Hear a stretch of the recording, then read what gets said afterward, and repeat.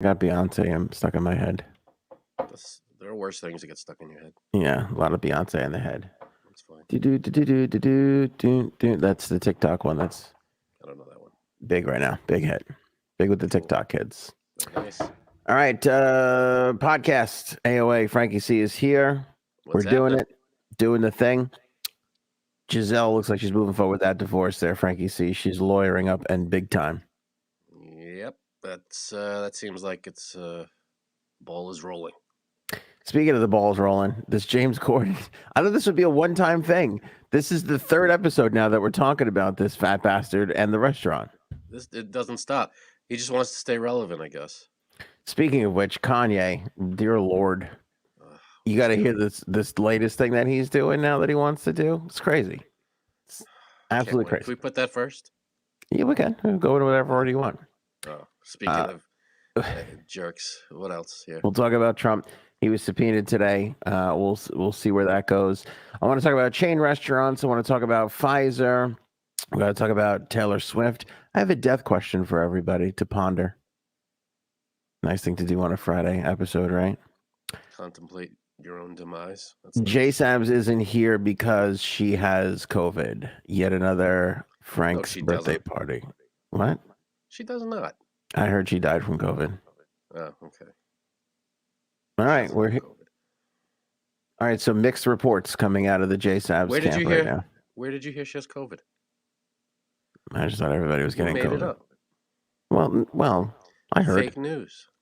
People tell me.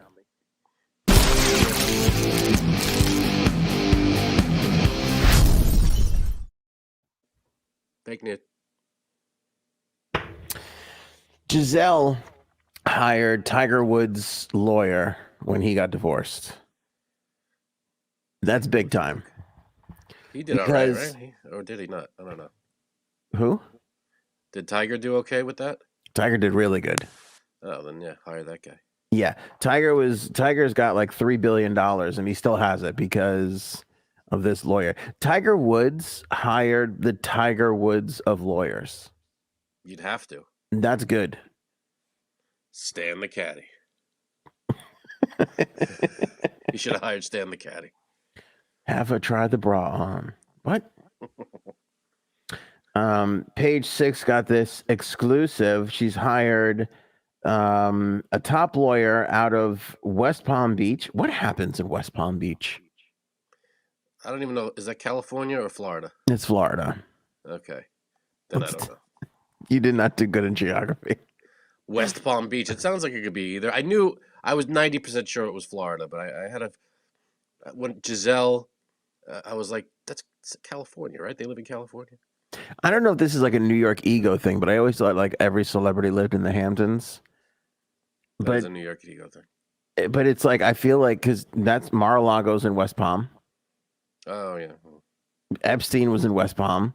Boo. Like, they all, like, this. What's so special about West Palm Beach? I mean, I think it's obvious. It's a ridiculously wealthy area. But it's also kind of like the Hamptons, where it's like, you think it's this grand, amazing place, and then you drive through it, and you're like, is this it? Like, I mean, what palm trees, a beach.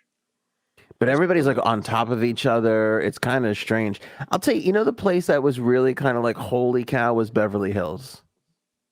Yeah, I went to Beverly Hills. A lot of like not so impressive areas, but then there was a lot of areas where it was like, wow, this is kind of ridiculous. This is really nice. Well, that's where the big mansions are. One property is like the size of a freaking city block. Yeah. That's what it is. Yeah. Well, she's got this guy out of West Palm Beach. Let me see here. His name is, Tiger. Yep. Jeff Gordon. Represented Jeff Gordon in his divorce. Jeff Gordon kept most of his money, from what I understand. Gordon's fisherman. Yes. Tom Sasser is his name. Tom Sasser. He's the managing partner of Sasser, Sestero, and Roy. Oh. Or Wah, if he's Canadian. I'm not entirely sure. Could be Wah. Source says that things have gotten very nasty between Tom and Giselle, and now that they've got lawyers, they are ready for a fight. They said they are not battling over the kids. They both want joint custody, but it'll take some time to divide their immense wealth and property from all over the world, according to a source that again spoke to Page 6. Oh boy. If you're the kids, I mean, obviously this is probably a shitty situation to begin with, but now add on top of it, these are public matters. Now you read that your parents aren't even fighting over you. How shitty must you feel right now? Well, here's what I would do if I was Giselle. I'd have like 50 pictures and say, if you could pick out your kids. I'll give you everything. You get whatever you want. Yeah. Choose your kids. Pick them all out. You get them. That's it. That's the test. Trick question. They were all Twix. They're all your kids. That would be funny. They're all your kids. Puts 4 people and he picks 2 of them. No, they're all your kids. I'm telling you. He's barely there. I'd be surprised if he could get, if there were 20 pictures in front of him. His kids and like the kids' friends. Yeah, I bet he wouldn't be able to get them all. I don't even know how many he has. I don't think he knows how many he has. I hear that. Hello to everybody in the live chat that's checking in. I see all our good pals: Willie, Paul, TD, of course, Bird. Let me see. Did I miss somebody? Victoria, DJ. Hello, everybody that's coming in, piling into the live chat. Always great to have you guys along for the ride. Is in the mix there. Yeah, Eric. Thumbs up. Make sure you guys share it around. Robin, what's up? Peace signs all around. Eric. Yep, what's happening? Hello to everybody. Here's what I was thinking about though, because there was always. Oh, so wait, let me give you this first before I give you my thoughts. The Buccaneers are not having a great season, so they asked him at a press conference, like, are you thinking about retiring now? Because it's kind of like, well, your team is doing crummy. Do you want to leave and focus on your marriage? And he was like, I am not retiring anytime soon. That's how I answer that. Those were his words. So he's like, to hell with all that. I'm here for the long term. You know what? His marriage is going to hell. You might as well play football. Yeah. So they're also saying that there was like a huge fight at one point. That's kind of what, maybe that was when he left training camp. Who knows? I don't know. But here's what I thought about this, because remember the line about this couple was, for as much money as he made, she made more. You know, and she was kind of not so much in the spotlight because he was winning Super Bowls. Right. She was kind of like putting her career on the back burner to take care of the kids, you know, but even still, there was always that kind of line where it was like, well, she's worth more because of, I guess, her prior career and maybe some money-making things she had going on while she would, you know, even after she stopped with the modeling all the time. I feel like she has like makeup something or other. Probably. Yeah, probably all that stuff, right? So now they hire all these lawyers to split up their wealth when it's like, what are you really fighting? Like, if I'm him, I'm just going to be like, what are we going to fight over? 6, 7 houses and all that? Listen, take what you want. I'll get all new stuff.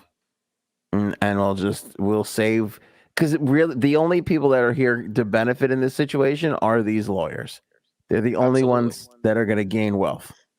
Totally. Now, you're right, though. But it's, you know, if they're not seeing eye to eye, what you just described sounds very friendly. But I'm sure they're not really doing, maybe they're not that friendly at the moment. And they're going to be like, no, I want this house. I want that car.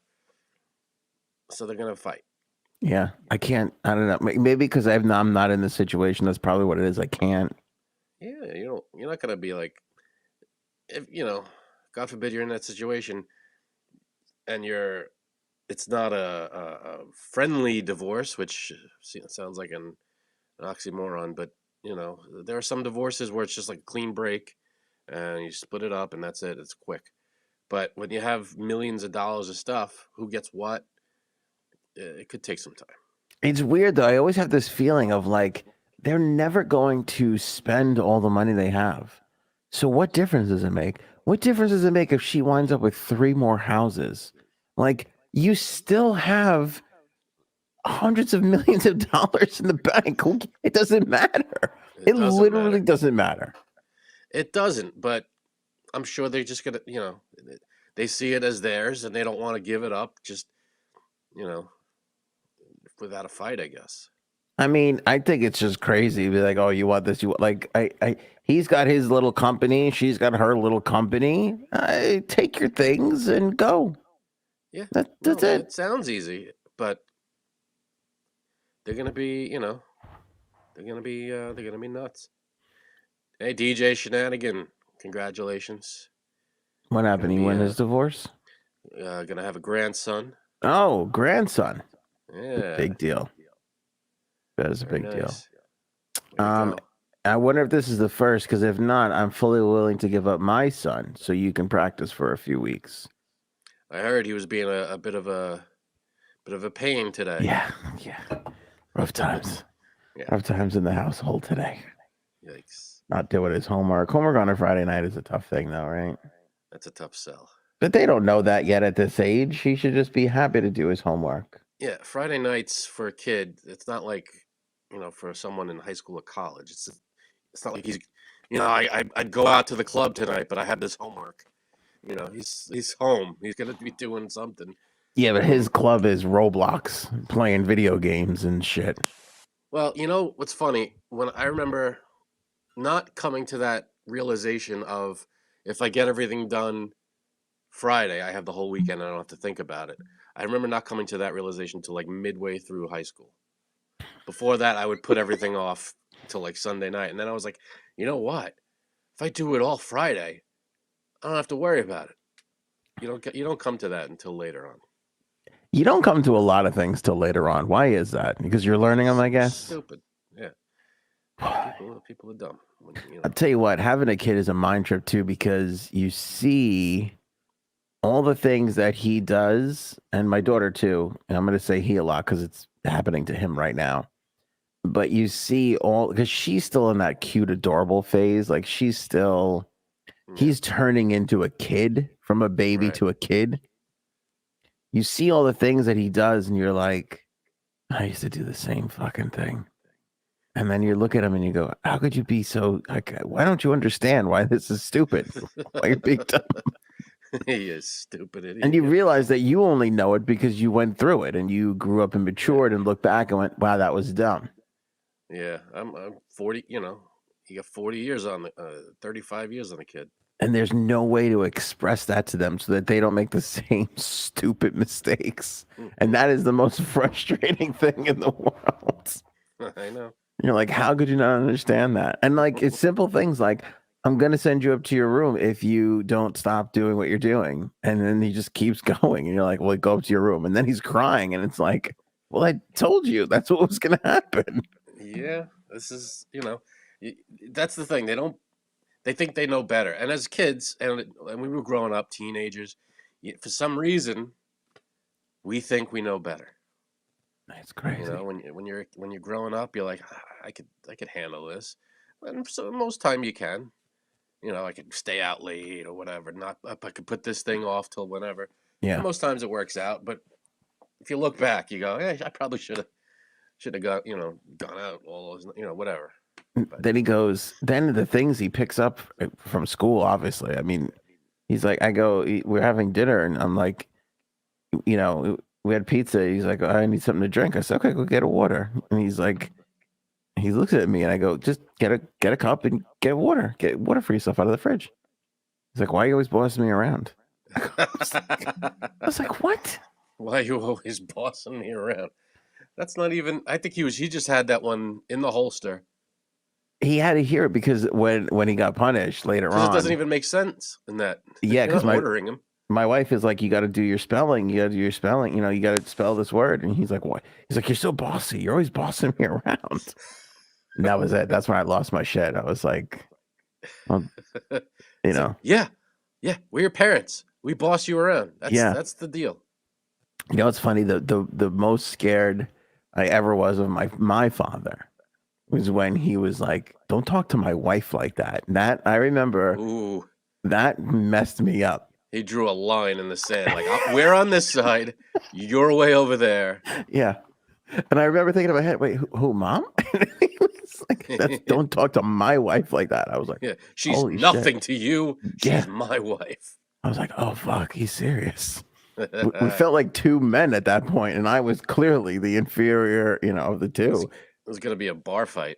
And I had that moment today because he was like, he was talking to my wife. I didn't say those exact words to him, but that's when I got really mad, and I finally I feel like every other day or so, I feel the urge to call my parents and apologize to them, You like could do all it, the but you time. don't. But overall, you just don't. No, because I'm still making that mistake. I'm not mature enough to get that one yet.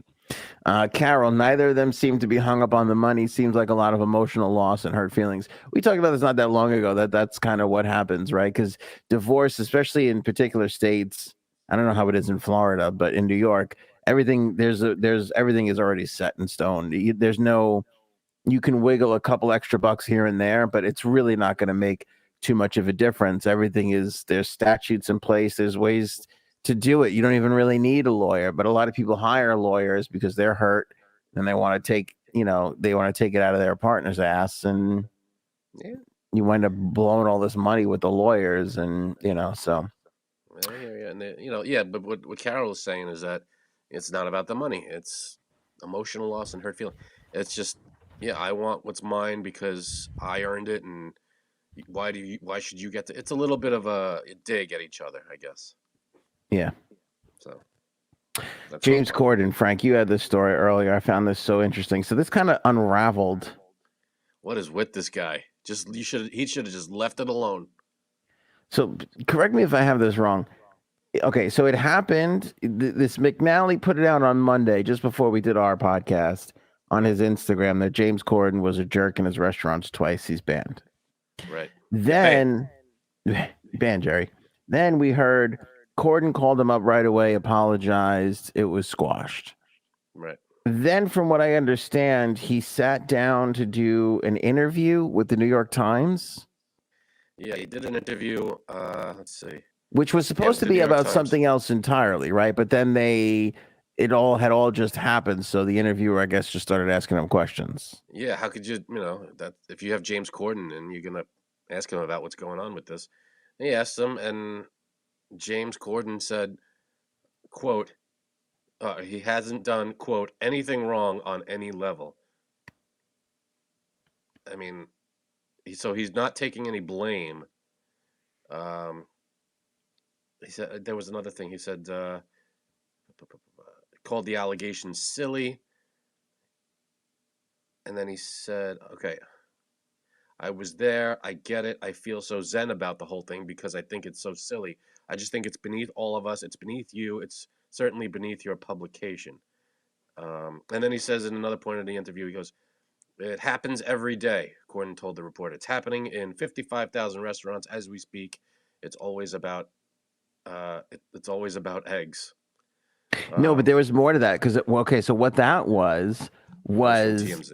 some woman next. So they're in a restaurant doing the interview. Yeah. And some woman got her order wrong. Right. And he looks over at the woman and goes, he made a comment to the woman. And then he turns to the reporter and he goes, "See, it happens every day." Yeah, orders are wrong every day, Right. sure. But Right. people don't fly off the handle and explode at the wait staff every day. That's Right. not the part that happens every day. That's the asshole part of it that you shouldn't be doing. I mean, yeah, people, waiters, waitresses, they get stuff wrong. The cook, whoever, isn't because the food passes through like three or four pairs of hands before it gets to you. Something might go wrong. You might, forget this or that. The important thing is, I bet you the woman who was sitting next to them during that interview who got the wrong order or whatever, I bet she didn't yell at the waiter. Right. She didn't flip out and lose her shit. Right. I mean, that's the point. Yeah, she might have gotten the wrong eggs or whatever, but she didn't flip out. That's the point. I feel like, I don't know if the interviewer said anything, but that would have been my like, listen, James, I hear what you're saying, but you don't have to yell and scream at every mistaken order. And just move on with your life. Right. And to act like, oh, my thing was just like her thing, like clearly it wasn't if it stuck out in these people's minds. And also, why would you rush to apologize so quickly? Yeah. You know what I mean? If you really weren't wrong, and then you turn around a couple of days later and go, "Well, I did nothing wrong." Well, then what you call him and apologize for right So away? your apology was bull, Yeah. unless like his people apologized for him, or was it him? I'd love to know how that apology went exactly. You know, it's a good question. I mean, McNally said he apologized, and the ban is. We only heard the ban was lifted from the guy who Who instituted started it. the ban? Yeah. Yeah. So I don't know how it went. And maybe, hey, maybe he said, "Look, I'm sorry, and if we could just squash this meeting, like, don't say I apologize. Let's just, you know." And maybe when McNally came out and said, "Hey," he apologized right away. Then he looked like a dick and felt like, "All right, I'm going to double down on it now the other way." I mean, his persona in television and whatever is the nice guy. He seems like the nice guy. So why wouldn't you lean into the "I apologized for what I did wrong" thing instead of no? Why would you lean into the negative? I don't know because That's not the persona. I think he wasn't going his way. Maybe he kind of saw, like, read the writing on the wall that he looked like a dick. Yep. Because he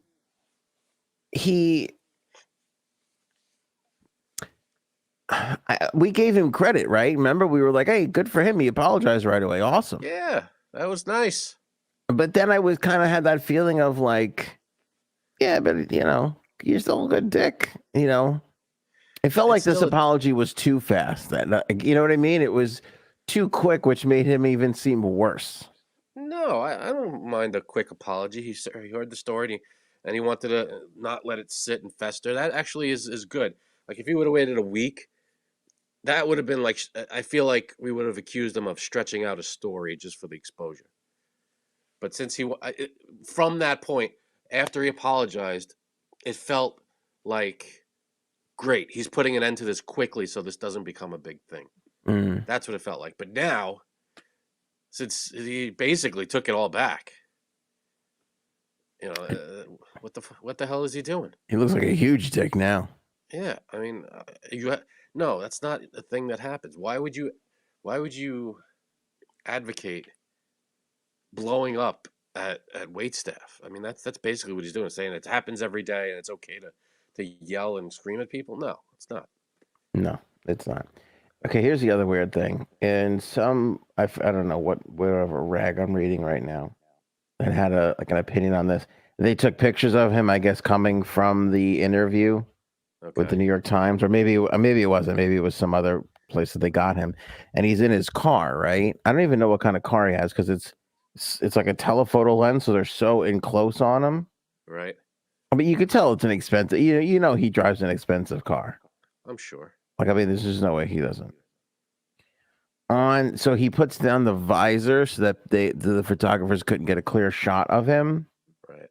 and on his like sun visor Yeah. is a fucking garage door opener.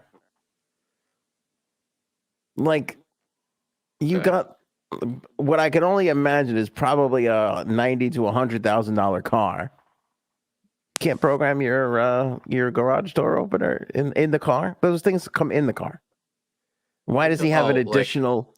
Yeah, like the ones that you and I have that we go out and buy from fucking Sears. I didn't know there was anything better. Was there what? There's a thing where your car pulls up and it just opens or something? Well, no, yeah, but you can have it in the car. Like it's part of the car.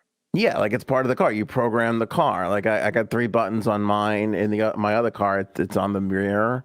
You do the whole like a Bluetooth kind of thing. Yeah, you do the whole programming your thing, your garage door, and that's like Chamberlain, I think, is the company. Liftgate. I don't know what it is, but he's like, Well, maybe it's not for his garage. Maybe it's for like the front gate. It could be, I don't know. Same thing. Fucking so fucking, put it together. That alone, dick. He is a dick. For not upgrading to the best possible Correct. garage door. Correct. Thing. It's part of a bigger problem. You just don't have your shit together. If you're making all this money on late night movies, that's the thing. You don't even have to figure it out. Hire somebody to program your shit. Yep. Yeah. What are you doing? Yeah, Aaron just pointed out that we open our garage manually With your hands? with my hands. Yeah. What With our year is hands. this? Listen, we're not James. Not all of us can have, Anthony on air money that we could program our car to open our door. Yeah, but I also unlock my door with a key too. you have a different setup. Your garage is in the back, right? Isn't it? Yeah, it's not attached to the house. It's Yeah, back. so you got a different setup altogether. So this doesn't apply to you. Yeah, right. But for people who have like garages attached to their house or pull their car, I don't pull my car in the garage anymore. I used to, and now it's just cluttered. You can't even fit it. It's filled with shit. Yeah, we just got shit, and a double garage, 2 garages filled with crap. 2 garages. Look at you. Just filled with stuff. Drives me crazy. One, I kind of know I had to. I knew one was going to be a storage thing, but we haven't been able to keep that other side clean enough. And the big killer was too. The big thing was one day you just either have to. Oh, go ahead. I was gonna say one day you got to have either a big garage sale, or just donate or throw out. Just go through. It's so freeing.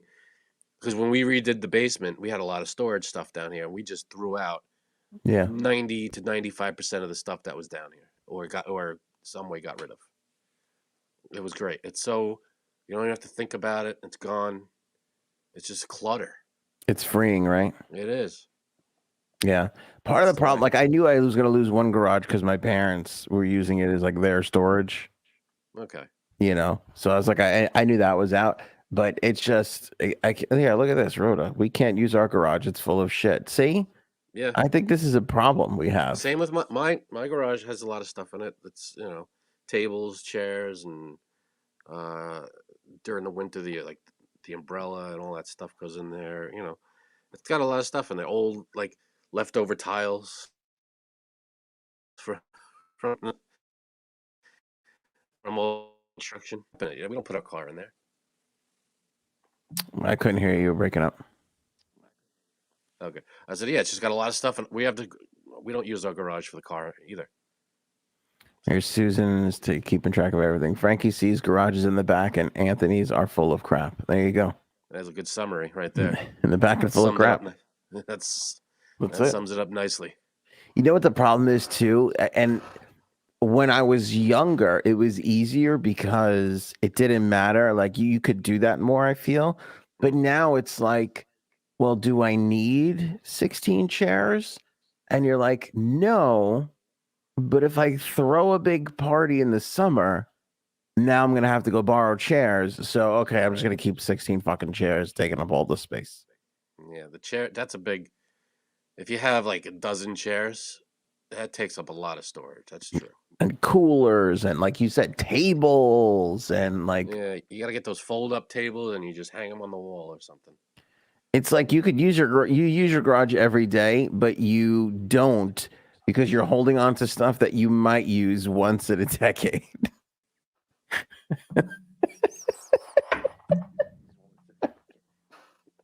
Yeah, that's the truth. Man, that's the truth. Right? Fucking shit. Let me do the jumpstart read, Frank. You hop out, hop back in. I think we're having a little technical thing. All right, our good pals over at Jumpstart Coffee Company, man, they keep us going. That's what I'm drinking right now. I don't know if you can see. I got my Jumpstart coffee and my podcast mug right here. Needed it today, especially needed it after the kid was driving me crazy. Filled it up, felt good. Got my cracked open a new bag. It was time. Love to support Jumpstart Coffee Company because they support the Navy SEAL Foundation. 50% of what they make goes to the Navy SEAL Foundation. That's massive. That's huge. And you can save 15% when you use the promo code AOA15 and you use the link in the description or the link that's on the homepage of anthonyonair.com. Grab some Jumpstart, support our troops, support the pod, get yourself some fantastic coffee in the process. Really and truly the best. Great stuff. Frank's got the dark roast there. I'm in the middle of the medium dark roast. Actually, we just wrapped that one up. I'm going back to my medium roast, which I love so much. And then I'm probably going to bounce over to the dark roast after that. I don't know. I like to keep a game plan, but much like Tom Brady, sometimes I'm going to need to call an audible. You know what I'm saying, Frankie C? So I hear you. Don't hold me to all that. I had the medium dark roast combo yesterday. It was delicious. It was good? Very nice. Yeah, I like it too. Smooth. Good stuff. Smooth like an operator, my friend. Like a smooth operator. Sade reference. Nice. Who takes back an apology? I mean, really. Just let the apology. Everybody was fine with it. We were all like, "Yeah, he apologized," and then it's like, "Yeah, I'm glad everybody's happy," but fuck that. And again, the optics of you're talking about a celebrity versus server. Like, obviously, everybody's going to take the server side. Like, you just can't win that battle. Be like, I was a dick that day. I was, having a shitty day, and I took it out on them. What an asshole I was. Yeah. He doesn't win this one. I'm sorry. It's never okay to explode at the waiters or waitresses there unless they do something incredibly wrong to you or the people you're with. Then there's no call for that.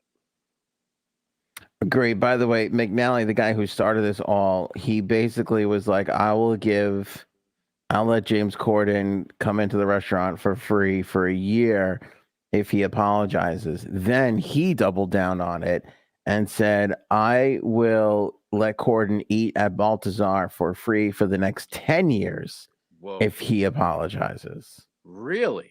Yeah.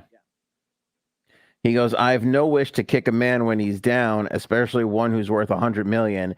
But when James Corden said in yesterday's New York Times that he hadn't done anything wrong on any level, was he joking or was he denying being abusive to my servers? Whatever Corden meant, his implication was clear. He didn't do it.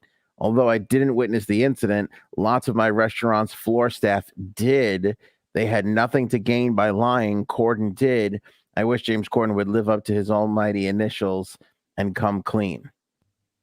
If the supremely talented actor wants to retrieve the respect he had from all his fans, all four of them before this incident, then he should have at least admit he did wrong. If he goes one step further and apologizes to the two servers he insulted, I'll let him eat for free at Baltazar for the next 10 years. Wow. Ball is in James Corden's court. Sure is. James is Corden. Let's see if he apologizes and then keeps it there. We'll have to see. Kanye West, there's three things here. His new lawyer, Charlemagne the God, and what he wants to create. Where do you want to go first? Let's get Charlemagne. Great. We'll do the creation thing last. Charlemagne the God was on he was on Andrew Schultz's podcast. And he was telling the story about how Kanye got mad at him for not taking his side and being on Pete Davidson's side. And he actually screamed at him. He's like, my wife is dating Pete Davidson and his 10-inch dick. Kanye said this? Yeah. Well, yeah, this is, do you want to hear the actual audio? Oh, God. Andrew Schultz is not going to sue us. He's a gentleman and a sweetheart of a guy. Hear it. Oh, that's good. A white boy with a 10-inch penis and you won't help me? My wife is out here a white boy with a 10-inch penis and you telling me that's your friend, but you're supposed to be culture? I thought Kanye was actually yelling. Kanye yelled that at Charlemagne. Charlemagne was telling him the story. Yeah, creating it. I got you. Yeah, that's funny. Yeah. He's supposed to be culture. I like that. And Charlemagne was, and I don't like Charlemagne the God. He kind of rubs me the wrong way a lot of the times. But he's like, Pete Davis is my friend. What do you want me to do? Like, Right. Sorry, Yeah, and I don't know what was the fight? Like, what was the argument about? The argument was that took his side about what? Because he called Charlemagne to kind of like, hey, we got to get this guy. And Charlemagne was like, no, like that's my friend. And he's like, oh, my wife's out here banging, and you're taking his side, I got you. Yeah. Which is not great. Not great for Kanye. The Jewish stuff, and then he like the white guy. Like when you say the white guy in that particular instance, like that feels like a little wrong on some levels. But the Jewish thing's worse. Yeah, the Jewish thing is way worse. Even though I can't get past he said Death Con and not Def Con. It drives me crazy. That's because But he must have been on Yeah. I must have been on a kick though, because he said the same thing to Michael Rappaport. So that just must have been what he But I was think saying he that said week. I think he got it right when he said it to Rappaport. He may have said DEF CON, but I don't know. Yeah, it's hard to tell. Boy, people are not happy with that. Like with the Jewish thing, that has not gone away. It shouldn't go away. Yeah. It's insane. I mean, why? He said it, and he actually kind of when he said it, I saw a thing. Correct me if I'm wrong, but he was like, "No, not just the Jewish people that screwed with me." Right. That's what I'm talking about. Not all Jewish people. It's like, what does them being Jewish have to do with anything? Why would you point out that they're Jewish then? You're obviously using Jewish as a negative thing. You're trying to make it seem like they did something bad and they're Jewish and they're it's like no, them being Jewish has nothing to do with how they treated you. If they did something wrong, I don't even know if they did something wrong to you. Hard to tell, right? It's Kanye. I mean, it's hard to tell what's real. I can't with this guy. All right, second thing, Kanye just hired the world famous Johnny Depp lawyer, Camille Vasquez, to be his lawyer. The one that we wanted Johnny Depp to hook up with, but he ended up hooking up with his other lawyer in Europe, right? Who's basically a Camille lookalike. Yeah. Okay. Correct. So the one we wanted from here. Yeah. So Kanye hired Camille Vasquez to be his lawyer. For what?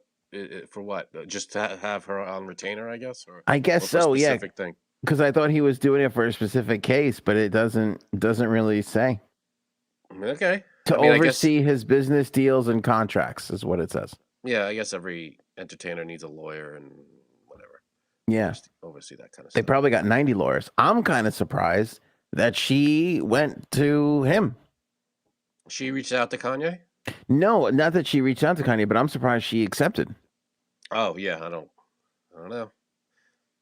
I'm sure she has bosses she reports to, and they said, we're going to... Maybe. As a company, we need to take this on. But I kind of feel like she could, This might hurt her. Yeah. Well, she's going to be labeled an anti-Semite, basically. Yeah, not cool. I mean... Yeah, not a good look. So, Camilla's over there for now. Okay, here's the fascinating thing. This is an exclusive from Rolling Stone magazine. They just put this out just before we jumped on the air. That Kanye wants to build his own mini city. And he's put... By the way, the last time I heard this idea, Walt Disney was attached, and it became Epcot Center. He couldn't even do it. He did it. Fucking... No. It's there. It's a theme park. He didn't intend to build it as a theme park. He intended to build that as a place where people would really go and live. Right. Like, I don't know. Did you know that? People might not know that, actually. No, Epcot, in its inception, Epcot was supposed to be a place where people would live, and it was going to be an experimental city, meaning like everybody would have this dishwasher and everybody would have their garbage taken out the same way. Like it was supposed to be like let's see if we will experiment with this here and see if we could take this methodology and then bring it to other cities. So like it had like a middle, and then it was built out in rings. Like if you look at the original plan, Google that one day when you got nothing to do, like Epcot City, this futuristic. It was originally supposed to be this whole thing where people like went and lived and experimented and tried to figure out how to live a better society. Okie doke. It's kind of crazy, but this is what he wants to do now, and he's filed for several patents for this. As he develops this little universe, as they're calling it. What they're really calling it, are you ready for this? A Ye-niverse? Well, that's good. See? Yeah. No, that's good. I know it's good. A ecosystem. It's not bad either. And they did use the universe thing because they also filed patents to call it the Yeezyverse.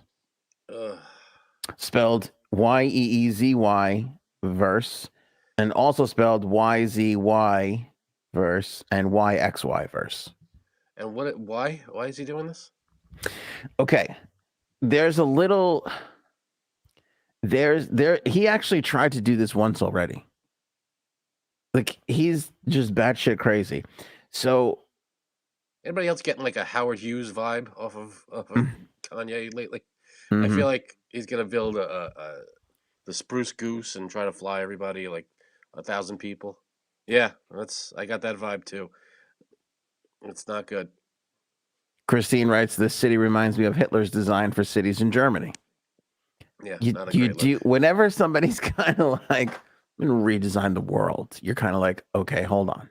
Yeah, Like, wait, let's take a step back yeah. and figure this out.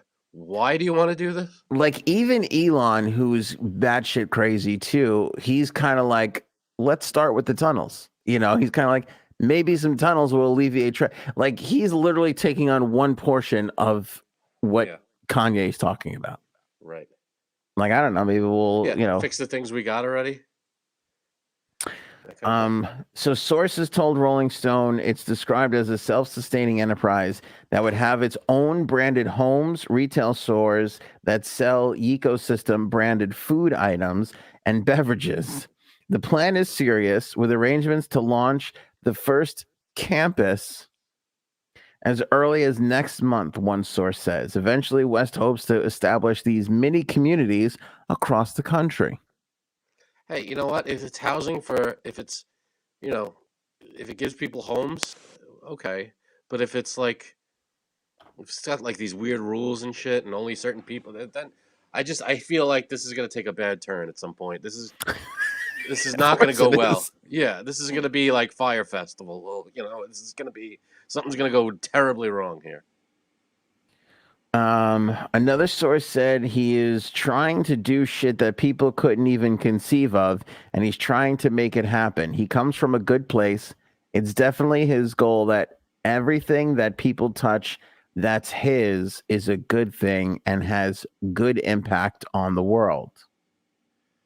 As long as he's making money off of it. Got it. He teased this idea of a self-sustained enterprise in mid-September when he appeared on CNBC to explain that he severed his relationship with The Gap. He hinted that he might terminate his deal with Adidas too. Following the anti-Semitic remarks, Adidas said that they're putting his partnership under review. Balenciaga, who's Balenciaga? I don't know. What do they do? I thought it was a clothing company. I'm not really sure. Is that just clothing, or are they bags or something? Not a clue. It's all right, Frank. Don't you worry your little pretty face. I got a fashion expert that's all over this. Hello, love bug. You're on the podcast. Hi. Okay. What's Balenciaga? It's a designer. What do they make? Like just clothes, or do they make like bags? No, they make bags. They make like everything. A little of everything? Yes. Okay. All right. That's all I need you for. Thank you. You're welcome. You sound sexy. Oh, great. Yeah, thanks. Give it a shot. Sure. All right. Thanks, babe. You're welcome. Bye. I thought they were just a bad company. Anyway, so I don't know. It sounded like a wine or I bet you Balenciaga's probably got good tannins. Nice tannins. During that interview, which everybody was going crazy over the fact that it was Adidas and Adidas, so nobody listened to the rest of the interview because again, he's batshit crazy. Right. But he spoke about building his own castle, saying he was tired of having to answer to retailers, being frozen at business discussions, and having his designs ripped off. Instead, he wanted to build his own company and purchase his own factories, boasting that his new private school, which he has actually, the Donda Academy, would focus on bringing the American economy back, starting with our children. Let me know when. I feel like there should, when you're doing testing on audiences and they hit the button when they find something funny. Wish we could hit the button when you find something that's creepy. Yeah. Let's start with children.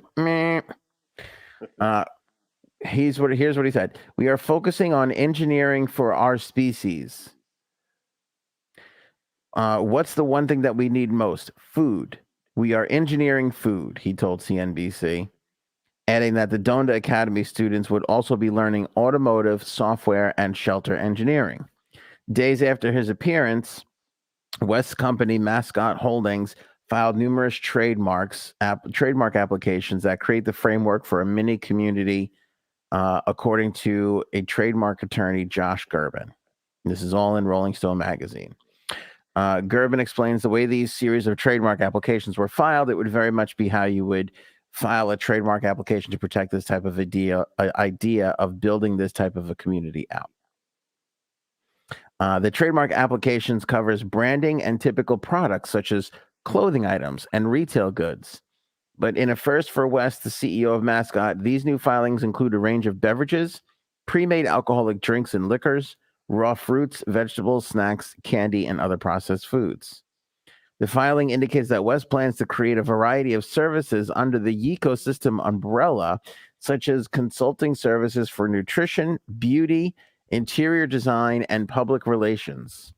Ecosystem filings that would establish a production arm for movie, television, and radio programs, as well as an online media site that features information on the recording artists' fields of beauty, fashion, modeling, acting, music, and the arts. The ecosystem also hopes to create its own residential buildings and houses. So basically, he's talking about creating North Korea. Right. Okay, and just a closed off. Right. Everything has to be about Kanye West. You have to wear his clothes. Right. You got to use all his engineers and all his people, and eat his food, and that's that. Okay.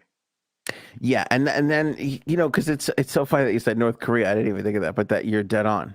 You're just dead on. Because what's going to happen? It's like, okay, everybody, we're not going to have money because you're just going to get whatever you need. But we have to make our own food. And then what's going to happen? You're going to make more food than you need and sell it to other places. And you don't need money. He still has to function within. I mean, if he's planning on making these communities within the United States, he still has to function within United States laws and how things are run and unions and this and that. I mean, I'm sure you can't just create your own. I mean, there's communities everywhere. You can't, there are, living facilities and communities that are. I mean, that's fine, but eventually, people. I mean, what if someone blasts a Ray J song in their from their home? You'll be hung. You'll be hung in the town square. Yeah, is that against the law? Which, by the way, will be a circle because he does everything a little bit different. Town circles. Town circle. Susan F's just don't drink the Kanye. Get it? I like it. Good. It's good. That's good. What are they going to call themselves? Yevidians? Yevidians? Not bad. I can't imagine where it would be. I mean, it could be anywhere, I guess. You know where it's going to be. Somewhere near Utah. That's the only other place, right? Don't they have that shit out there now where they marry 7 wives and they all fucking live together in these communities? I don't know if he's going to. I mean, again, we don't know what's going to happen in these. But could you imagine everybody in the community is wearing the same? It feels like, they're going to be wearing the same clothes. It's all that Yeezy brand clothes that's like $1,000 for a pair of shoes. Yeah. And it's gonna be weird. And they're gonna be making them. And he's gonna be selling them. And again, if you don't need money in the community, who keeps the money that they're making while they're selling it to the outside world? They're gonna have Yeezy bucks. I don't know. This is a Shroot buck. Yeah. This is a fucking cult. I mean, the guy is he's fucking trademarking a cult. Just because he says, and I understand. Here's the thing too with all of this stuff. And fuck you if Hitler included, all these people, they think they're doing a good thing. Yeah. You think Hitler thought he was wrong? No, that's true. You know what the thing is, if you wanted to do something good for, then you wouldn't, smear your name all over it. It wouldn't be you wouldn't build your castle in the middle of the town and be like this is what was it, ecosystem and this Ecosystem. You would just build up the neighborhoods that already exist, or build more homes, or what is this? What are you doing? When you short circuit, you don't understand that, okay, the world has got a lot of flaws. Yeah. But the thing is that there's a freedom to it, and nobody's really in control of it. Like, that's the thing, right? That's what we all kind of agree upon. These people see it as, well, if I think it would be great hey, we all think it would be great if we didn't have to worry about money and we just traded food and things, but that doesn't work. And here's the thing too. We evolved from that. We've had that already. Right. Human nature, there doesn't exist a person that can deliver what he's talking about and not take advantage of it. It just doesn't happen. That's the problem. If you wanted to build up communities, great. But the fact that it's, a ecosystem, you're basically building a shopping mall that people live in, but the shopping mall contains all your stuff. Right. It's like, that's not, I know you want to make homes and stuff, but just make the homes, that already in established places or whatever. But you have to build your own. It seems like you want to make your own town where you run everything, and you're like in charge. Which it just seems very, very weird and not the right direction. Dunder Mifflin Infinity. Nice one, Robin. There you go. So you call it ESA? Oh, I like ESA.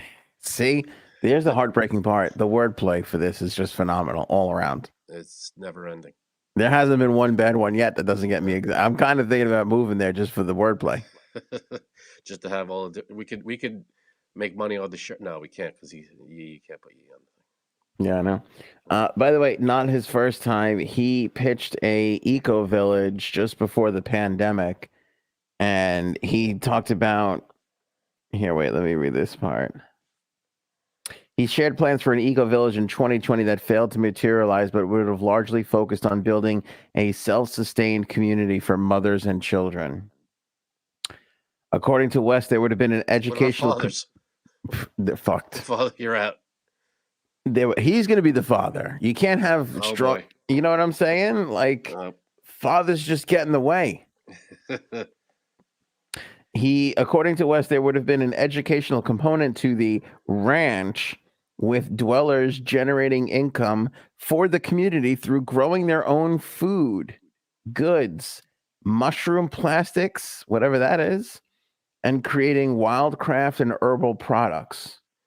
This sounds like an episode of The Walking Dead, when they start to they start to recreate the community, and they're growing their own crops, and they're like, they're self-sustaining in a way, but you don't have to do that. We live in a country where you can go to the store and things get shipped around all over the country. I mean, you don't have to be self-sustaining. It would, I just don't. I get it. If you could grow your own stuff, great, go for it. But this seems very, you can't do it unless my stamp's on it, kind of thing. It's like, no, that seems not good. Yeah, they still have to pay taxes. Yes, they would still have to pay taxes. Absolutely. Miss Justice says. Around this time, they don't have to worry about money, they're going to have to pay the government. You still have to have America, money. Yeah, it doesn't. Yeah, you're right. Money has to. If you're functioning, if you're a community in this country, you have to operate within the monetary system.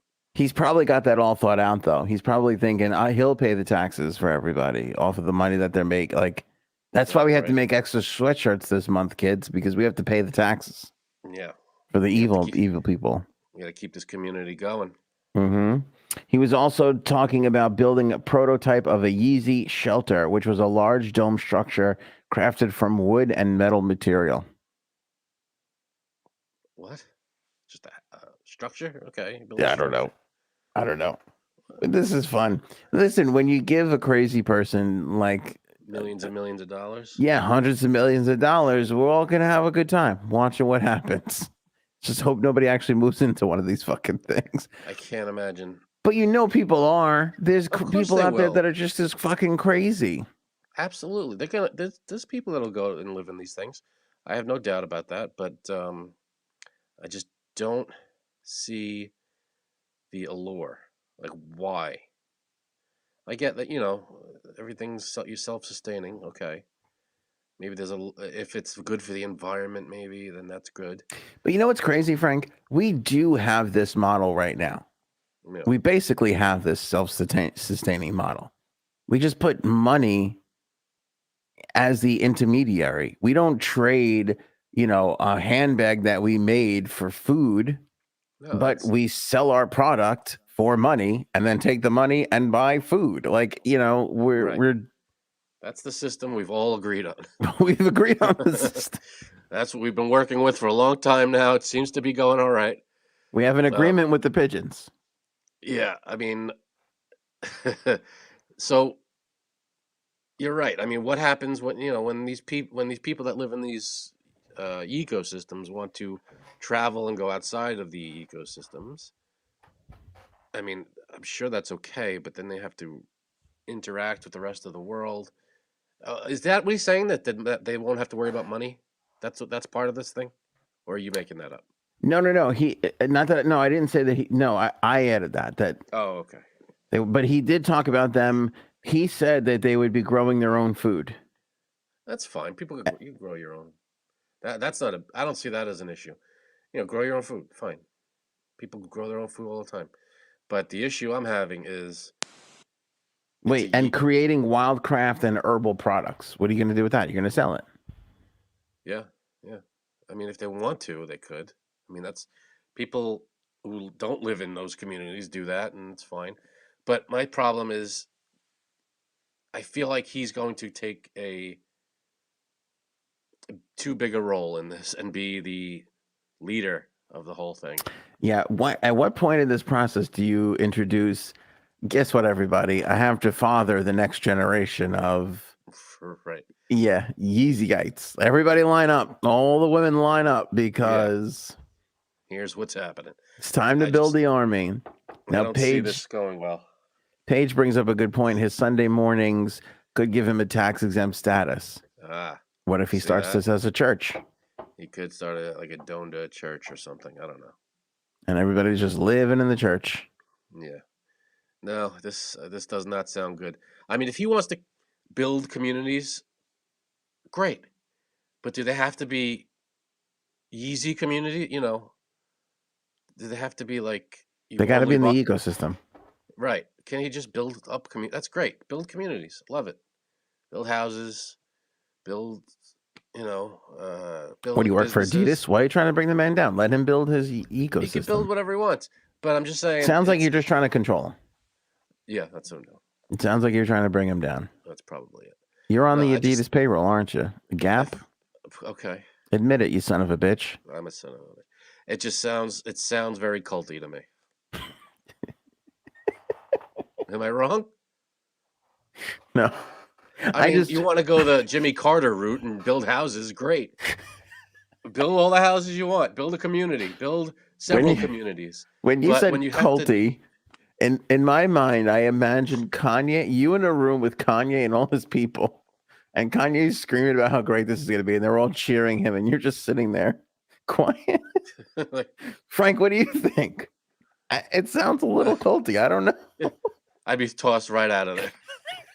It sounds a little, I like the food part. This would be you. The food thing sounds nice. I like the food communities part. Growing food, wonderful. Sounds good. Building houses, great. You want to build businesses, build a business, whatever. But to close it off. Can I be honest? To only sell Yeezy products and whatever. A little cultish. A little culty. My God. Paul for $4.99 super chat. Appreciate that. Thank you. A community glory hole would be nice. That would be. See, now you're talking sense. Now we're building a community we could all live in. A community that gives back. Mm-hmm. And gives back and keeps giving back. How about this? A glory hole. Ah, you see? Patent pending. Get our way. Frank, email our trademark attorney. Get on that. Let's see if we can't head that off at the past. Let me get him.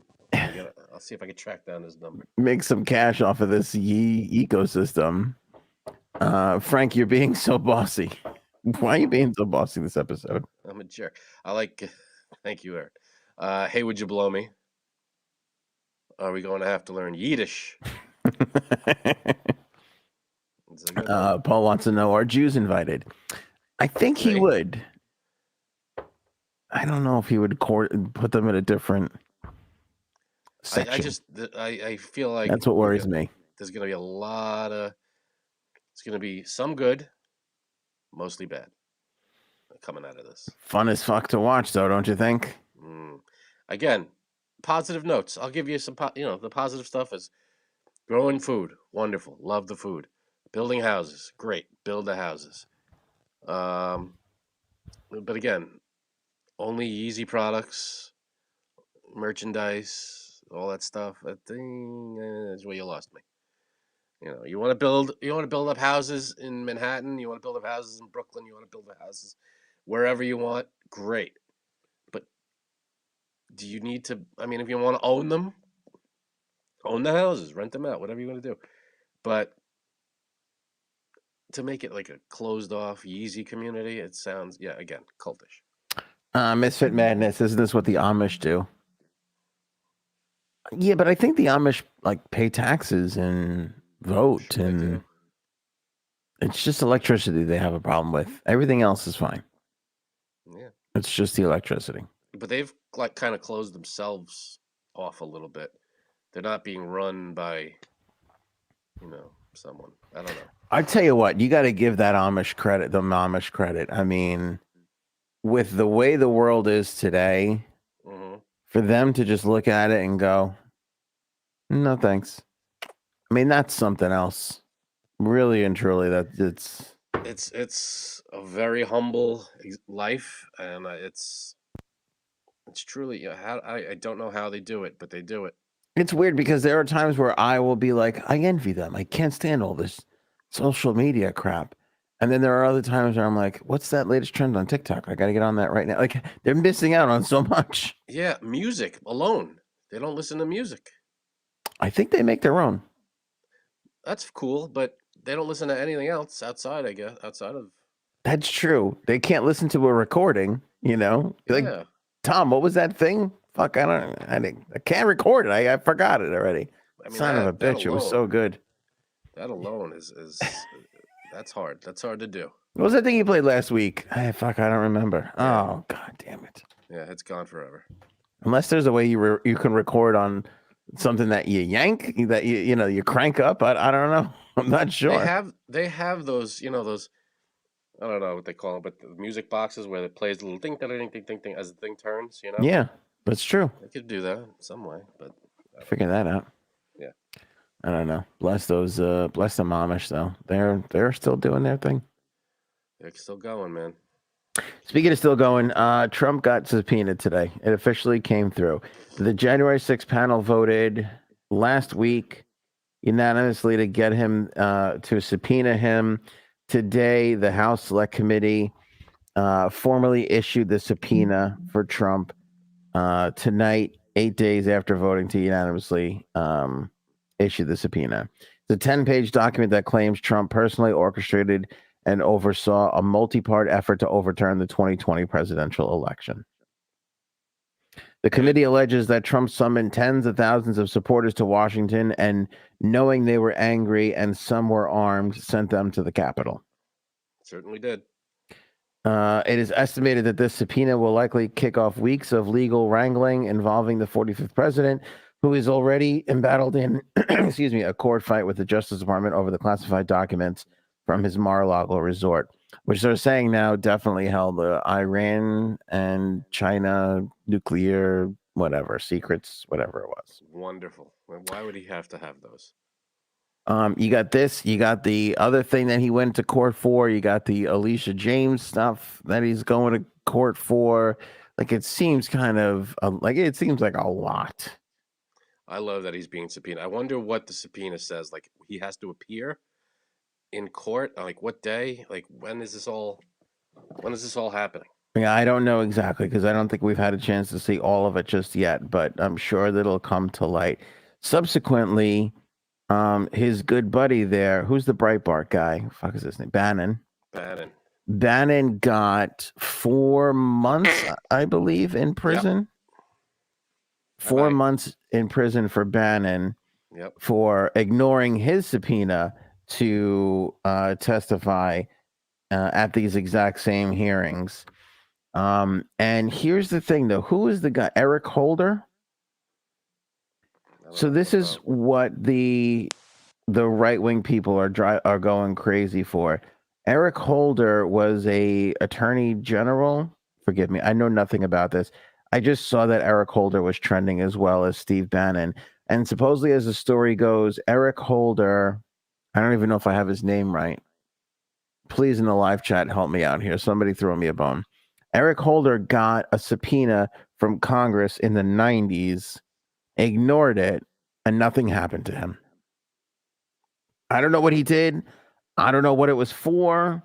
Part of me kind of vaguely thinks it may have had something to do with Clinton and the whole blowjob in the White House thing, but I'm not 100% sure. I could be way off on that. But basically, everybody's just pointing out of how unfair it is that there's a different set of rules for Democrats and Republicans, that Republicans are held to higher standards and the Democrats get a pass. Okay, here's what people are saying on Twitter. When Eric Holder was held in civil and criminal contempt of Congress, he got a full pass. Bannon will serve 4 months on the same charge. What? That Eric Holder, who was an attorney general, Luis Lerner, they all were held in contempt of Congress for ignoring congressional subpoenas, and nothing happened to them. But Steve Bannon got sentenced to 4 months in prison. Now, who was the guy? He was the attorney general. Eric Holder, yes. Okay, he's the attorney general. I mean, again, everybody should be equal under the law, but Steve Bannon is nobody. But yeah, I don't think that doesn't make a difference. Shouldn't matter. But yeah, I don't know. Different people in charge now from 20 years ago. You know, people enforcing the law this time. I don't know. I couldn't tell you about why it's different. If I was interested in it in the 20 years ago, I might have said something. But what am I going to say? But I might have been like, yeah, he should be, held accountable. But we're here now. I get it. If he did something wrong, if he ignored a subpoena, I'm sorry, you gotta be punished for it. I get it. But Paul says that Holder was different, and that Holder also that produced documents, that he gave documents over to Congress. Oh, there you go. So he was able to help them out with stuff. Then okay. I don't know. Like I said, I don't know about it. That's just what the right wing people are screaming about. So I mean, I'll look into it. That kind of makes sense. If Holder was helpful in some way, people get leniency when that kind of stuff happens. You hear about that all the time. People get arrested, and then if they turn over or rat on other people or whatever they do, they get a lighter sentence. That kind of thing. I get it. Paige will give you a minute to tell us who the hell Susan McDougal is. Not a clue. I got nothing on that one too. Anyway, back to Trump though. While we wait for Paige, this to me is like a nightmare. This sounds so fucking miserable. What? To just have to sit there day in and day out and fight this thing and fight that thing. Like that sounds for who? Fucking for him. For Trump? Doesn't that sound miserable to you? You get 16,000 lawsuits coming out of your asshole. For us, for a normal person, it sounds miserable. But for him, he just turns his lawyers on him and said, "I'll be on the golf course. You need me, I'll be out there." I'm sure it's getting to him a little bit. I'm sure you don't it think? does. I was gonna say you don't think he's sweating it. I'm sure he's sweating it a little bit. That's why he rants on his bullshit social media thing. But I can't, like, I'm not. You're not. It's gonna be hard for you to get me to be sympathetic. I'm not. It's not gonna happen. The guy's an asshole. So that's. Perhaps Paige was meant Susan McDowell of the McDowells. They make a fine burger. They do make a fine burger. No sesame seed buns. That's the difference. Her refusal to answer 3 questions for a grand jury on whether President Clinton lied in his testimony during the Whitewater trial led her to receive a jail sentence of 18 months. For contempt of court that made up most of the total 22 months she spent incarcerated. All right, so she refused to answer 3 questions, and she spent almost 2 years in jail. I feel like I remember that too. All right, so there you go. You know, I'm sure there were reasons that that guy didn't get, prison sentence for ignoring the subpoena. I'm sure he turned over some shit. Can I tell you? I have stuff. You don't want you take away my jail sentence. Here's some stuff. Can I tell you what burns my ass though about Bannon? He knows what he's doing, and 4 months in prison, which is going to be a bullshit. It's not like he's going to maximum security. No, he's not afraid of that, and he's going to use this to just spit out and churn his.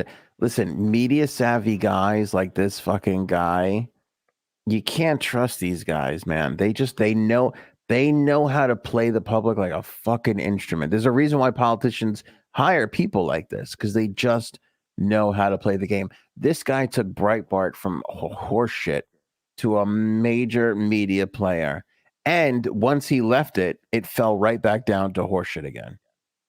You know, I mean, he just knows what he's doing, and he knows, hey, I'll do 4 months, no big fucking deal. I'm gonna make so much money off of this.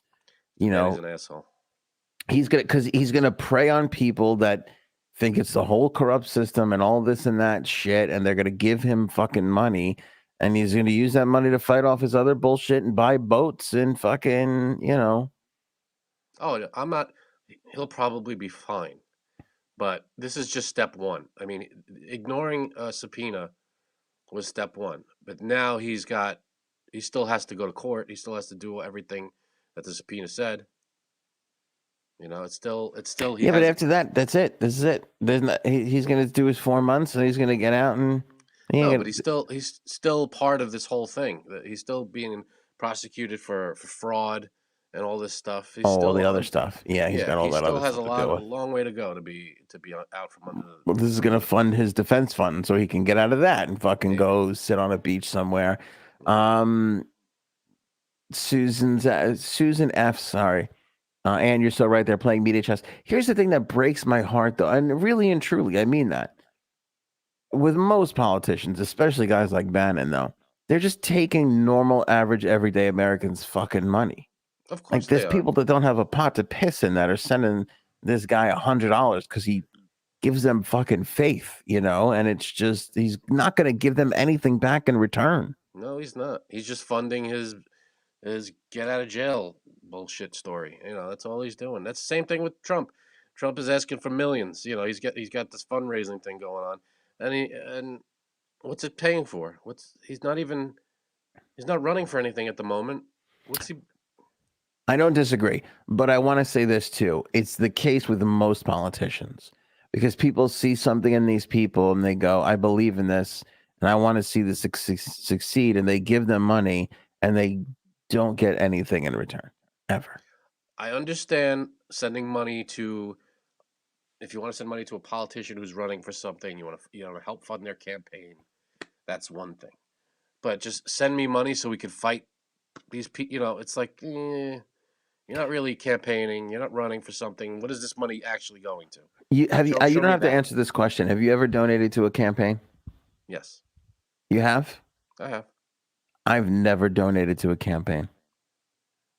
I've never felt like I need to support this monetarily. Never had that feel. Never felt compelled enough in my life to be like, I have.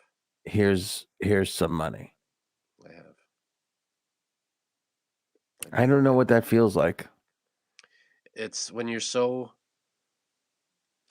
when it gets to you and you're like this, you want to just show your support, and if it's something you can donate, great. It's small money.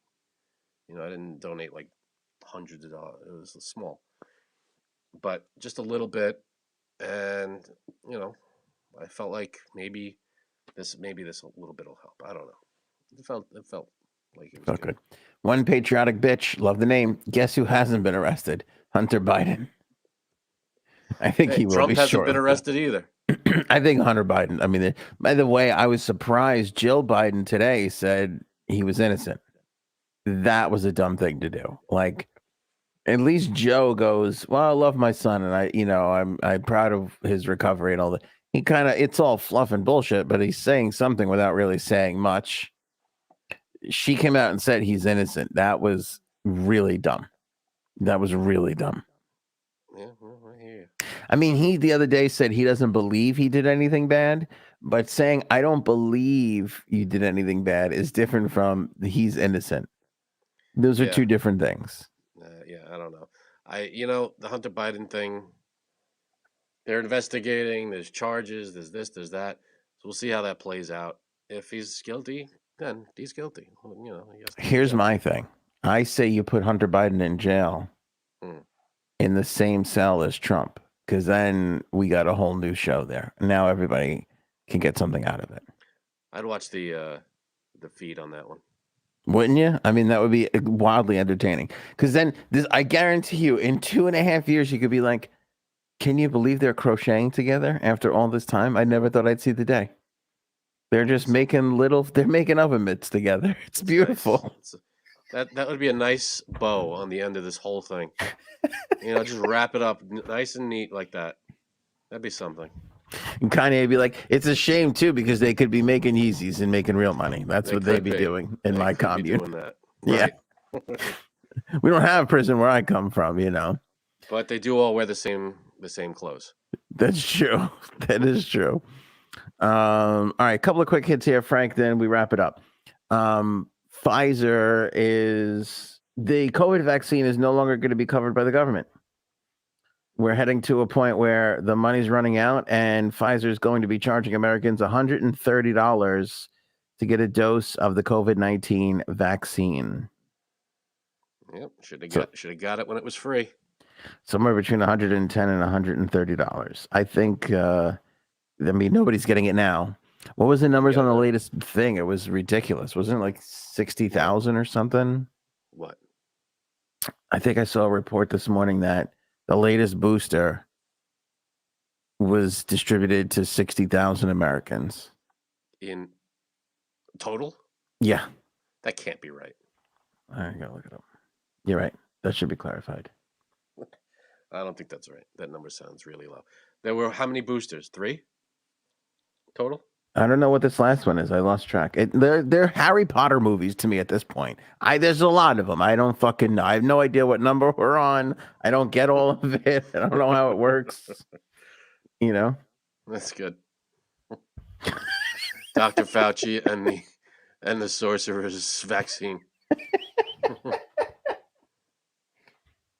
Let me see. Let's just ask how many Americans received the latest COVID booster?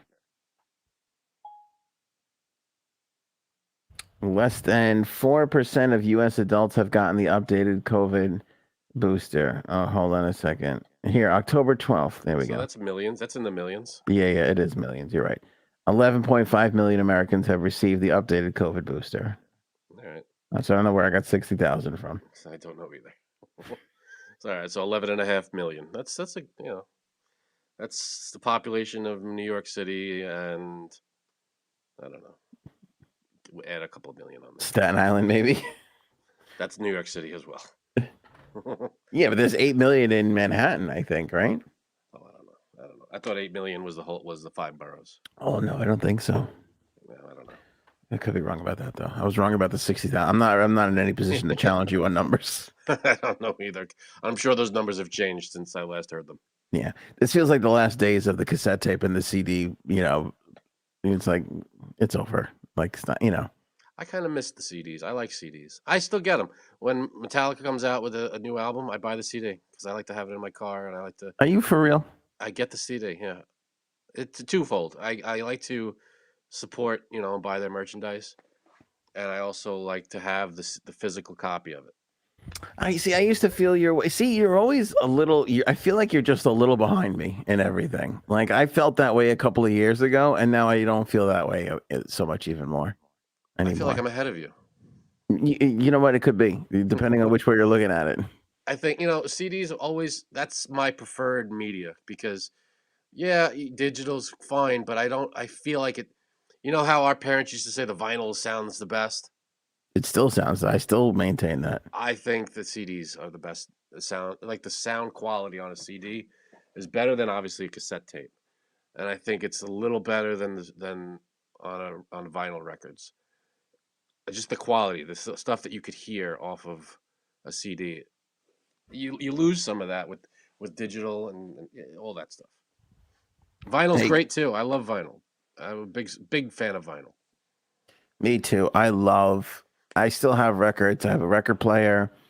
I'll tell you what, I haven't played it in maybe over a year, which I really would love to. But I love on a Sunday, fucking just putting it on and just like listening to it and just. I gotta tell you, I was very not surprised, but when a few months ago, Erin and I went we haven't done it in a long time. We said, you know what, let's go to the mall. We walked around the mall. And they had this, store you usually go in. It's like 4 or 5 rows of CDs, and then it's got like toys and T-shirts all around. Mm-hmm. It's like an FYE or something like that. Yeah. Whatever. Every row for the music was all vinyl, and there was maybe a small section, maybe a 5-foot wide section of CDs. And is that right? There were like 4 50-foot rows. Every album, every new artist, all the new stuff, all in vinyl. All in vinyl, huh? The whole store was filled. Because you know what I bet that is? You can get away with charging $25, $30 for a record. Yeah. But a CD, you can't. Because, they're not going to sell the digital version. They can't. It's a physical store. They're not going to sit there selling digital versions. So they figured, what can we sell? CDs are kind of going away. Not everybody has the capability. But I always thought, 15 years ago, I was saying, records are coming back. They're going to make a comeback.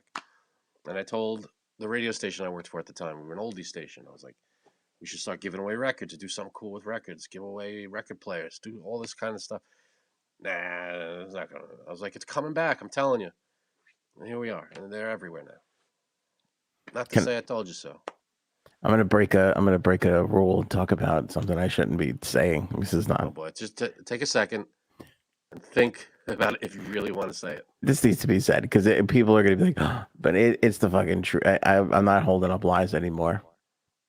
So we used to do at the radio station that I worked at. We used to do that. Like we were big vinyl people.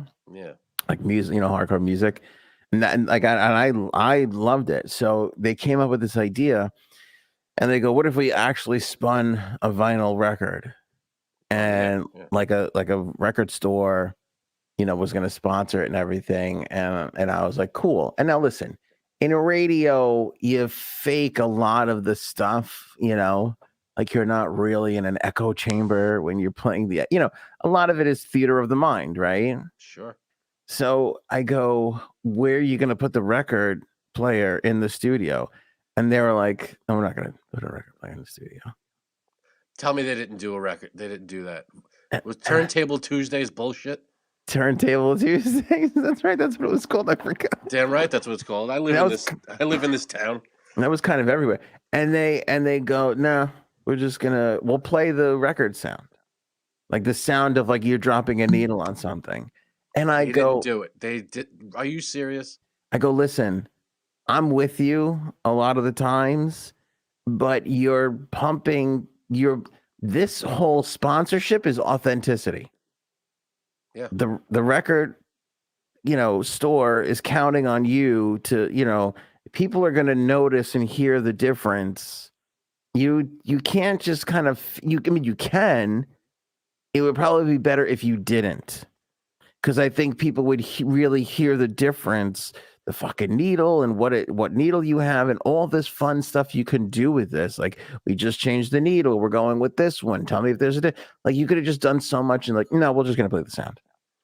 That is awful.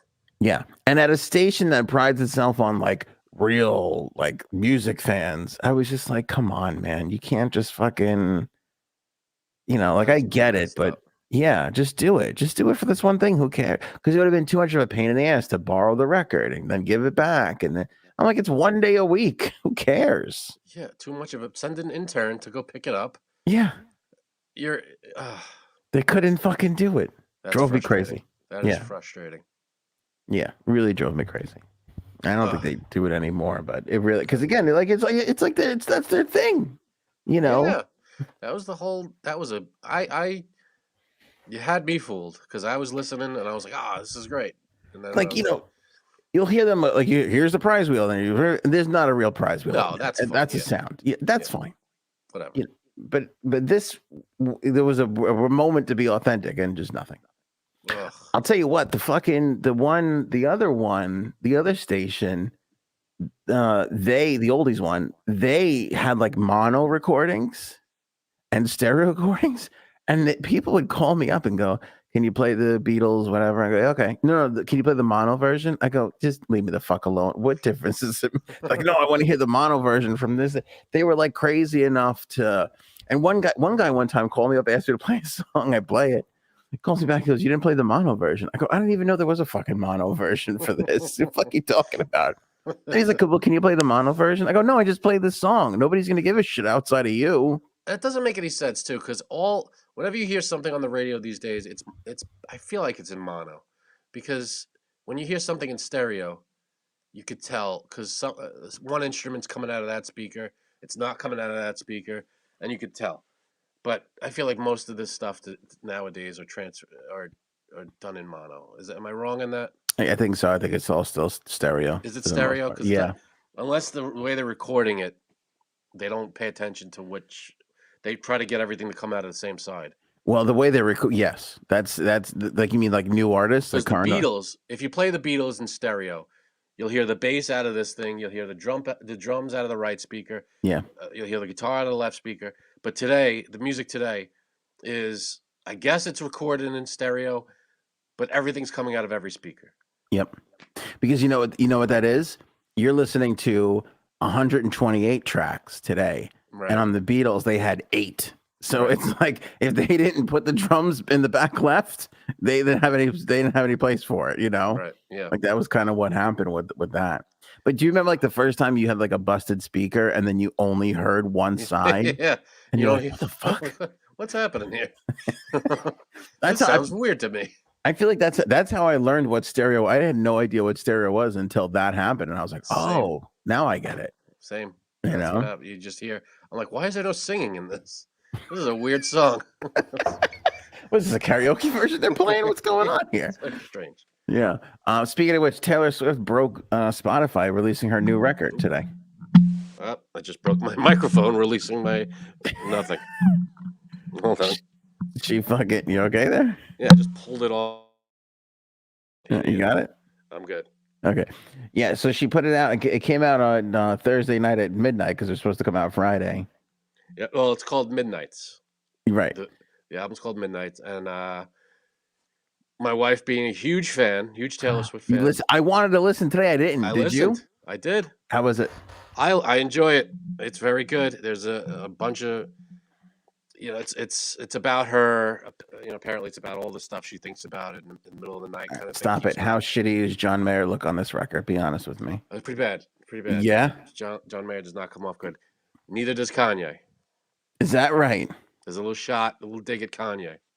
Is it true there's a track on there that's called John Mayer's a Fuckface? That's a secret bonus track. Nice. There's a song called Karma. Mm-hmm. and Chameleon. right, and it's all about Kanye, and it's pretty good. I That's gotta probably my listen. favorite one so far on the album. But I I gotta listen like to them all her. again. I'll listen to. There's very few artists that will get me to listen to her and Arctic Monkeys. I wanted to listen. They got a new album out. I didn't have a chance to do either one of them today. Kind of a crazy day running around, but What was the second one? Arctic Monkeys. Oh, Arctic Monkey. Yeah, they got a new record out, and I was like, that was when I got up this morning. I'm like, okay, I'm gonna do Taylor first, and then I'm gonna do Arctic Monkeys. And then I wound up doing none of it, but that was my plan going into it. Yeah, I mean, I didn't hear any Arctic Monkeys, but Taylor, good album.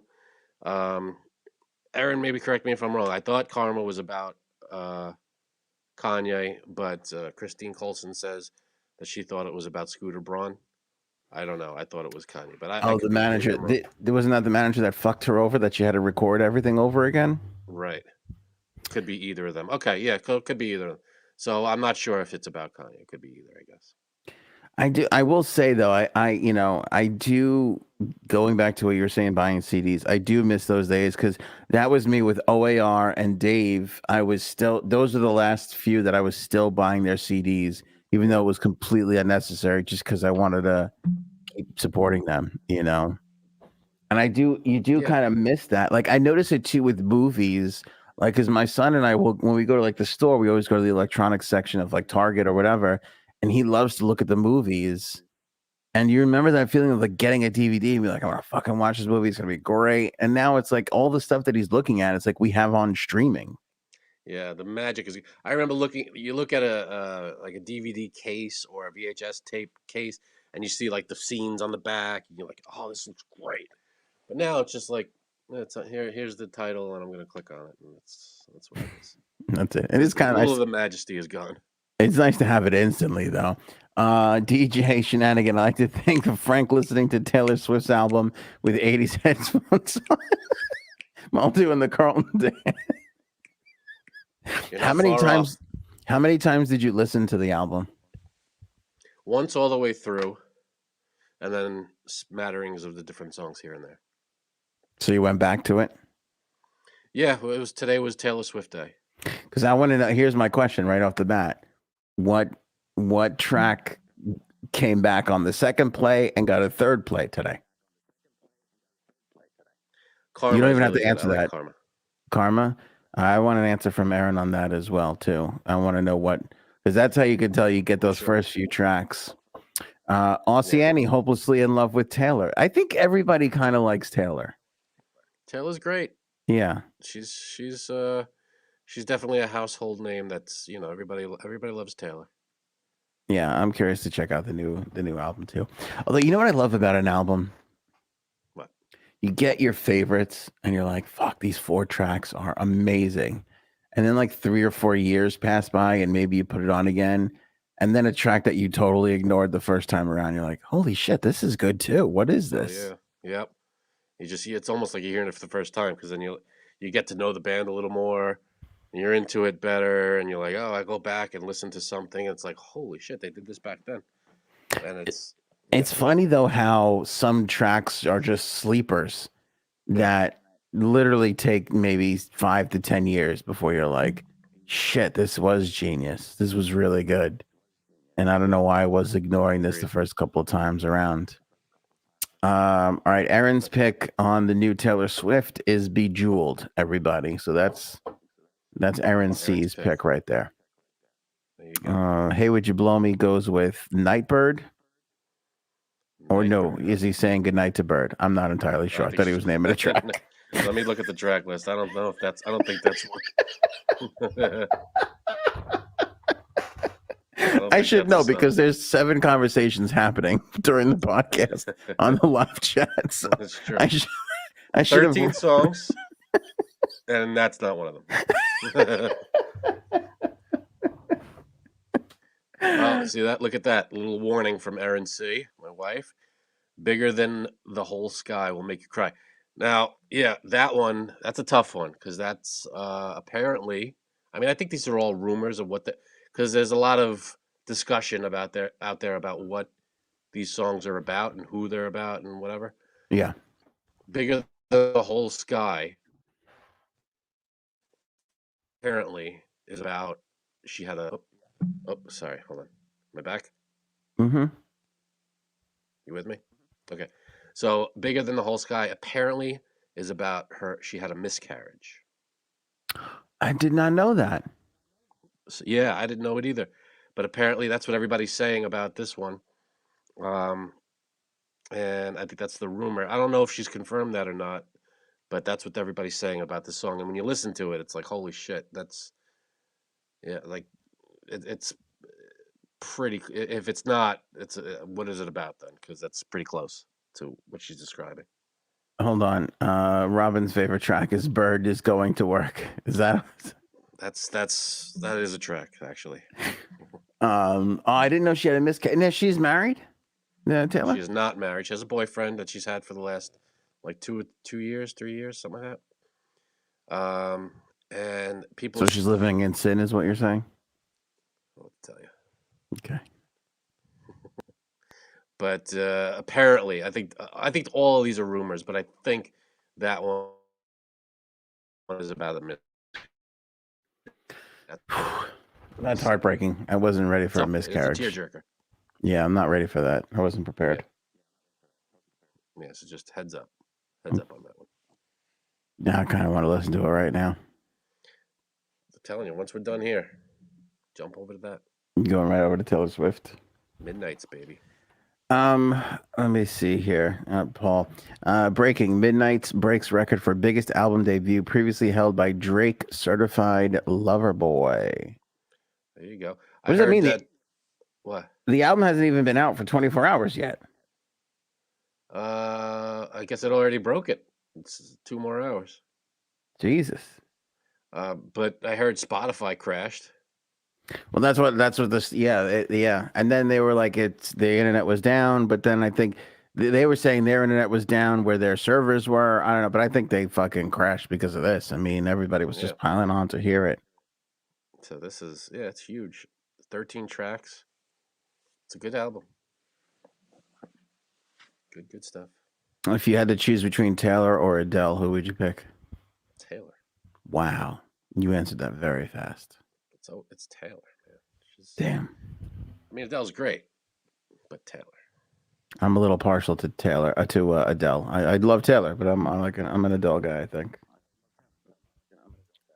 Wow. All right. What are you gonna do? I mean, hello from the other side, I guess. Frank, I think we've run out of time. We didn't cover our chain restaurants topic. That's okay. We didn't get to our death question. I think we should save this. I don't want to rush this death question.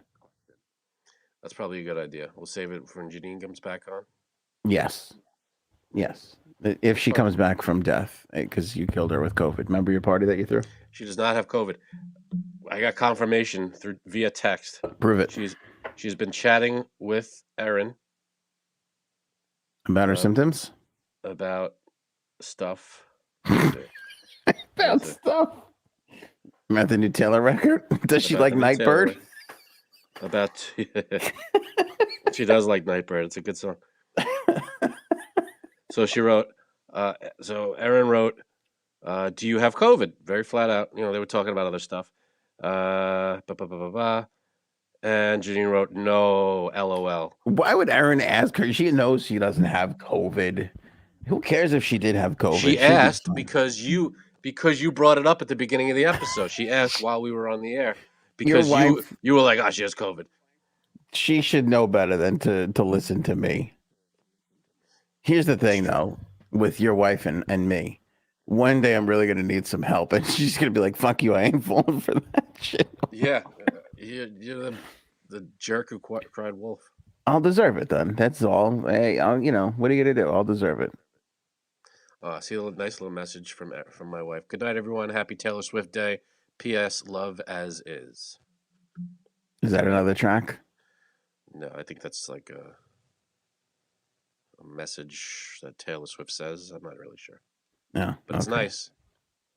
I like that message. Love as is. Should we change format to just a Taylor Swift podcast? We'll just talk about Taylor Swift all the time. We could. I don't think. I think we'll gain more. I think we'll get more listeners. You can't go wrong with Taylor. Did I lose you? No, you didn't lose me. I'm trying to find what Paul was talking about. But I'm seeing some of the headlines here. Taylor Swift's Midnight's album release prompts more Tay-spiracies on social media. What's a Is that Tay? like Taylor conspiracy? Got it. Taylor Swift. That's like Yee. Got it. What was it? Well, I can't wait to live in the Taco system. That's going to be amazing. System. That sounds lovely. Taco system or Swifto system? Swiftiverse. Swiftiverse. Taylor Swift issues thank you message to her army for smashing Spotify to pieces.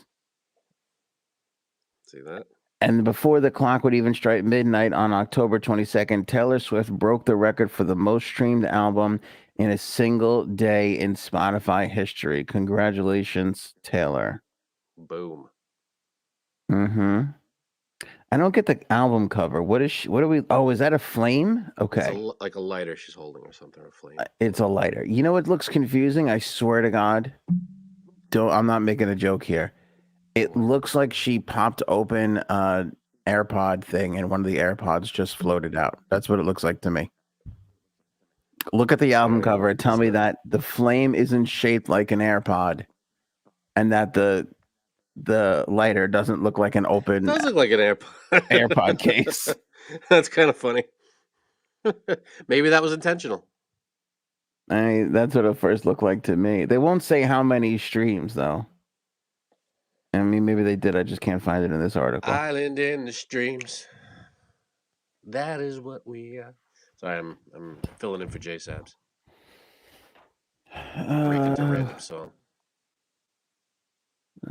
Guinness says Swift has only herself to compete with. Red Taylor's version. Last year, she released Red Taylor's version, which in turn broke the record she'd set with Folklore back in 2020. Guinness says Red scored 90.8 million streams during its first 24 hours. So they're saying that this is bigger than that. I don't know why they're not. Oh, wait, here we go. Spotify didn't release specific numbers for Midnight's and its one-day performance, but we do know Swift unseated to score. We do know who Swift unseated to score the honor, and that's Bad Bunny, whose Un Verano Sin T posted its own record with 183 million one-day streams back in September of 2021. Jesus Lord. 183 million streams in a day. That seems like a lot. We still got 2 hours to go. I'm gonna stream the record now. I want to be a part of this momentous occasion. Add to the numbers. Nice. Right? I'm in. I'm gonna listen to it again. We should all listen to it and then be like this. You know what pushed her over the edge? AOA podcast. That's what did it. You know what's weird? I didn't even listen to it on Spotify. It's on YouTube. She posted it to YouTube too. You listened to it on YouTube? That's crazy. Yeah, she streamed it to YouTube. I forgot you're a YouTube guy. I forgot about that. Yeah, well that's what's insane when you think about YouTube, Spotify, Apple Music, all the different places to stream now. Yeah, they're everywhere. Unless I don't know. Like maybe it was Spotify we were listening to. I can't remember. I didn't go looking for it, but it's there and it's great. It's crazy. You know what Taylor Swift loves? Jumpstart Coffee Company. That's all she drinks.